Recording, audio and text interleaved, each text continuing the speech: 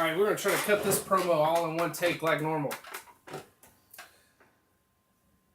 Sometimes not even a flu shot can stop the flu, but not even the flu can stop another installment of the low effort, lower budget NBP show.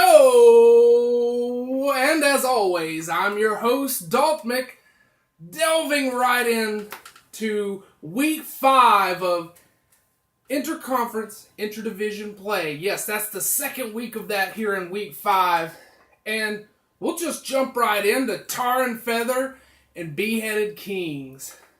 These are two insanely talented conferences. They've performed well all season, and even going toe-to-toe to one another, they gave it their best like they have all year.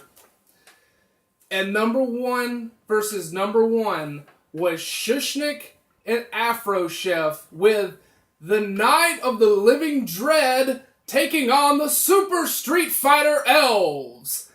And that intense competition would result in a 1-1 draw.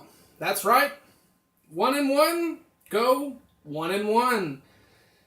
So, down to the second place versus second place team. That is yours truly and NFC coach of the first half, Pong Hines, with the Badass Women's Association taking on the Lauren Rockets. And that would result in a brutal matchup on the field. Both of these teams were hungry for a win, it seems. And one team was a little spurned from last season. And that was the Badass Women's Association, who looked to avenge their loss to the same coach and same team in the same week as last season. And they did just that in a 1-0 win that came down to the wire. I streamed that over on my Twitch. It's just twitch.tv/Daltmick. Check that out. I'll link it in the description if you want to check that out. I'll also try to import it over to YouTube.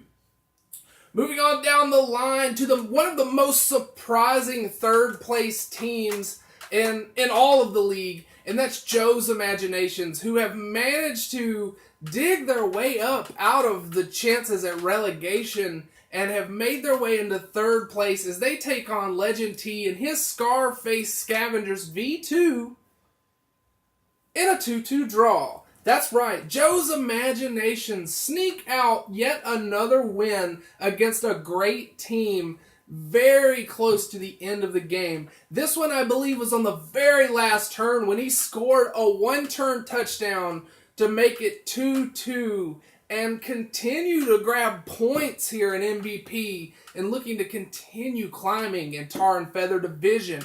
Down to, I'll go ahead and say it, the most surprising fourth place team here. A great coach and a great team just starting to not catch a good shake in most of his games, it seems, as he loses 2-0 against Jofro. That's the Gorgia Bulldogs against the Game of Gnomes. The Halfling team grabbing a surprising win against the Orc team. A lot of the Orc teams are seeming to slowly struggle here as more teams, I guess, are catching up to them and being able to compensate for that strength advantage with skills and probably strength advantages of their own now. So that puts Tar and Feather versus Beheaded Kings at 2 wins, 1 draw, and 1 loss. Tar and Feather walks away with the win in that matchup. We're going to move over now to Deep Dark Division versus the Old World Division, with their first place coach Demented taking on Jonah. Jonah 2005 UK, and I believe I made an error last week by calling the Cannibal Corpse a undead team, but I mean, that's partially true, but they're more of a Nurgle team. They are a Nurgle team, I believe, after I did a little bit of research on that. And they fall 0-1 to the Rainforest Queens. That actually puts the Rainforest Queens in second place overall in the league, just behind Shushnik, who remains first after that draw.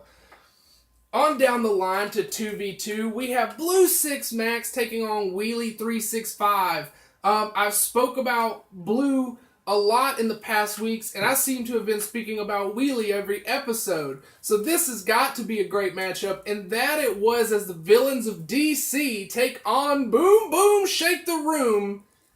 But alas, they could not shake the room enough with their Boom Boom and their 2-1 loss. A tough slide for Wheelie now as he started stacking the losses up, but I think he's still going to hold strong in his conference. You know, as long as he can continue to play well in conference play, I think we can see him try to compete for that first place spot in Old World Division. Down the line to Bort and a Sinking Ship, taking on fantastic Dr. J and the Grim Reaping Institute in a good showing for all, but like I said last week, a draw hurts both of these teams, and this game hurt them both as they managed to take a 2-2 draw. I think Dr. J is a little worse for wear than Bort is from the 2-2 draw. Bort would have liked to have gotten a win there and try to keep climbing, but Demented taking the loss kind of helps there too. So if you want to get the updated standings, they're on the website. You can go check those out. And Dr. J continuing to hold strong with the Grim Reaping Institute. He says, no, I will not be relegated. I'm going to keep climbing on up the ladder. And anyways, I don't think an NFC coach can be relegated this season. I think it is only the AFC coaches, depending how dropouts go and all of that, you know. On down the line, though, to a barnstormer of a game. A game that I believe has broken an NBP record. I don't even think there have been dev games that has had this many touchdowns, as Tons of Fun takes on Prime Sinister, Terrible Ghouls against the Fun Guys. And when you get a bunch of terrible ghouls up against a bunch of fun guys, you get 6 terrible ghouls scoring 6 terrible touchdowns against no fun guys touchdowns. I don't think anybody has ever scored 6 touchdowns in a pro game until now. And I'm going to go ahead and spoil it. That gives him AFC Coach of the Week. That is your AFC Coach of the Week right there on that spectacular 6-0 game. I think we'll see Prime Sinister recover, considering he's goblins. They're used to this sort of shenanigans. So I don't think that organization's going to let him go just yet over a 6-0 loss. You know, when you got some terrible ghouls, sometimes they're just terrible. But that makes the Deep Dark versus Old World matchup quite interesting, because it's just the same. Deep Dark squeaking out with 1 win being the difference in their 2-win, 1 draw, 1 loss matchup there to take that. So AFC has won 2/3 already of the 3 matchups. So it's not looking very well for Ancient Empires and NFC in this next matchup, as Ancient Empires takes on Saltworks. And that is going to be a little bit of a decider here. And we're going to see the NFC pick up some steam on this side of the field. But will it be enough? Let's find out when we just start at the very bottom. Good friend of mine, Coach DK, taking on a good fan of the show, an all-around good guy, when the Kitchen Raiders take the field against, the boys, the league leader in passing, taking on the Skaven team. The Skaven didn't quite look to make more passes or outpass them or anything. They looked to come out early, and they seem to have been 2-0 before the first half was even over. I don't think that's true. I don't think it was 2-0 at the half. Or was it? Oh, I believe it was. I believe it was 2-0 at the half, and then it just kind of kept going downhill a little more, until they hit rock bottom with a 2-2 draw. Man, that's always insanity when you can be up 2-0 and an Orc team manages to climb their way up out of a 2-0 deficit and bring a draw. That's still okay for both of them. I mean, they're both getting points. The draw helps out Blake a lot more than it does DK there, but it's not a loss, and in fact, it's going to be the only non-loss out of Saltworks. I will just spoil that because the best Saltworks coach of the week was DK because he was the only one that managed not to lose. That does spoil the next 3 games, but I'm sure you guys have probably looked over it anyway. So, moving up to number 3 versus 3, I'm going to clear my sick throat here. It's surprising that I've got my voice back at this point. But anyway, moving up to 3 versus 3, that is Rorik Dark and the gorgeous ladies of Blood Bowl taking on Commissioner Kamikoze and the Stormstrad Silver Horde. Man, I probably butchered that once again. But the gorgeous ladies of Blood Bowl were just gorgeous in this game. They didn't do too much blood bowling in their 1-3 loss to the nasty, nasty Norse team that is SSH. King Prong making his name known here in NBP in his first week. He was mad about being down in the devs. He thought he should have been pro a long time ago, and he's showing that as Cozy's 3-1 win secures him in 8th place overall for the league. I've got my top 8 kind of here, and most of them, 3 of the top 8 are in Ancient Empires. Ancient Empires and now Tar and Feather seem to be the 2 strongest divisions league-wise. Saltworks, arguably, but the well-performing overall in this whole event has been Tar and Feather and A&E, Ancient Empires. Still was a great showing by both sides here.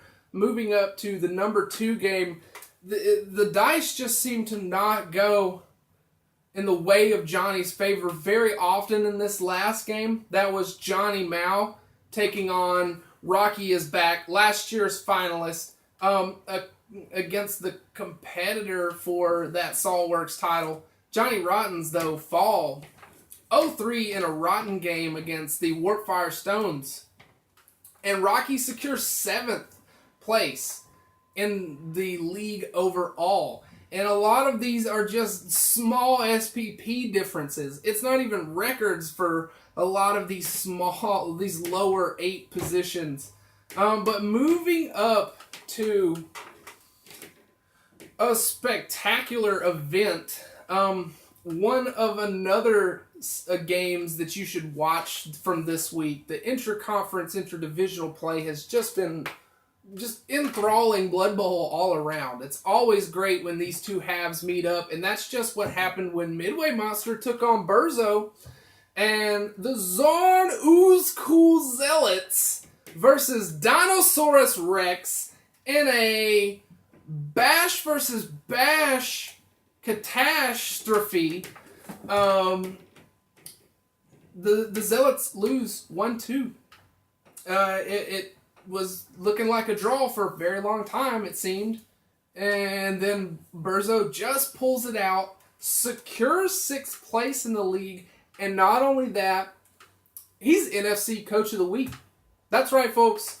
One of the strongest wins, I would say. Midway was 2nd place overall in the league when going into this game, and was looking to stay there, if not go up to 1st until very last when Burzo pulls it out, showing why he is the NFC Proving Grounds champion from last season, and then the NFC Coach of the Week this time around in 6th place.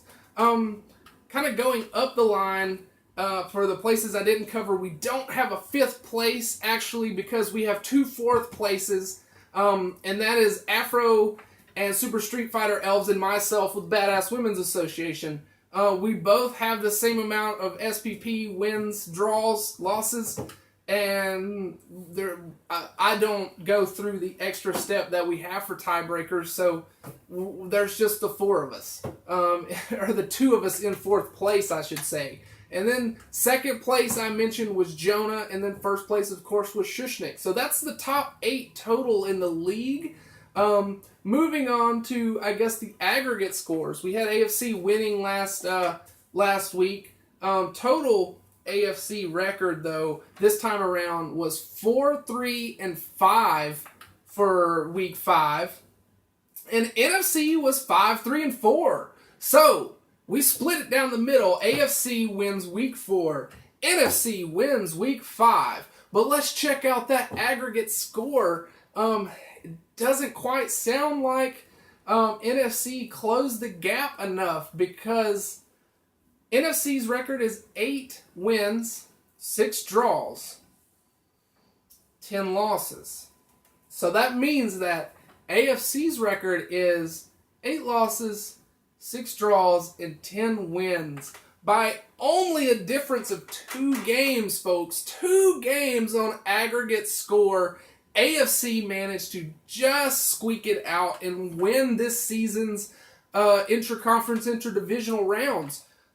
They did split it down the middle, but overall, AFC has the most wins. And most points. Not only that. So we have to give it to them for the first half. Look for the second half, though, because the playoffs are where that's really going to matter once you finally get that AFC versus NFC there at the very last, and then you're going to find out who truly is the best conference during the Knuffle Challenge Series. Trying to think of anything else that I haven't covered so far. We got Coaches of the Week. We got Top 8. I guess I should just go ahead and plug LSFC. Lustrious Stunty Federation Cup this time around for Season 3. I've already got an LSFC League. I'll go ahead and get a Swiss tourney up there where you can start dropping in your stunty teams. More info is on that in the... losing my voice now.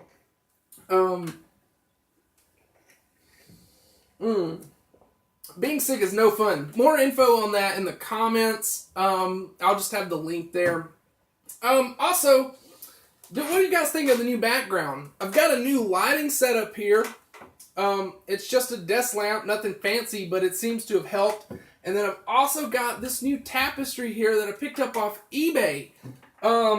Really, really colorful. I've been bringing some positive vibes into my home.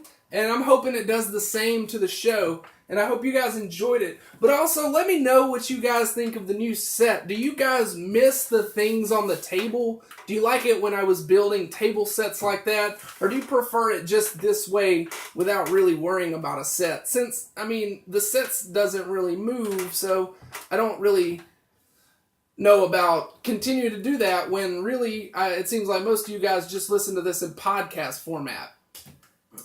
But other than that, if you like the video, thumbs up and all of that jazz. I should have the playlist on the screen here too, if you want to check out the last videos. And then I think I'm trying something new where it recommends another video for my channel based on your YouTube algorithm. I don't really know how that works, if it suggests decent videos of mine or not, but check more of those out too, I guess, if you don't mind. But other than that, thanks for watching, guys. You have a great day, and I hope to see you all on the Blood Bowl pitch once again.